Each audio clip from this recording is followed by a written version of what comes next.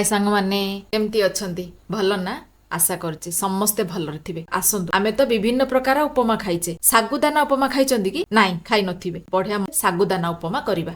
ता पई दरकार हमकु मेरसिंगा पत्र, दुईटा बड़ टमाटो कटा, तीनटा कंचा लंका कटा, दुईटा बड़ बड़ पियाज कटा, जीरा अल्प, स्वीट कॉर्न अल्प, आ बड़ ग्लास रे 2 ग्लास सागु, छोट आलू 2टा कटा। एबे प्यान नबा, प्यान रे तेल 2 चामच पकई दबा। सेथिरे जीरा अल्प टिके पकेइबा, कंचा लंका पकेइबा, पियाज कटा पकेइबा, अल्प टिके घांटी दबा। एबे तापरे मेरसिंगा पत्र पकेइबा, काटी रखिथिबा टमाटो पकेइबा, स्वीट कॉर्न पकेइ दबा।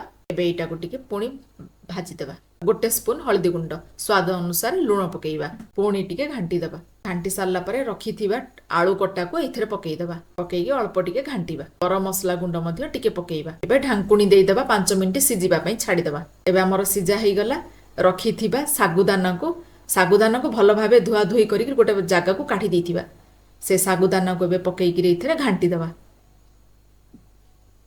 सागुदाना पका हेइ गला। एबे टिके 5 मिनिट पई घोड़ेइ दबा। हेइ गला एबे हमर सागुदाना उपमा रेडी। आपण माने मध्ये घरे ट्राई करंतु। आ केमिति लागिला मते कमेंट माध्यम रे जणांतु। आ मो चैनल टाको लाइक शेयर एंड सब्सक्राइब कर दियंतु। रहिली सांग माने नमस्कार।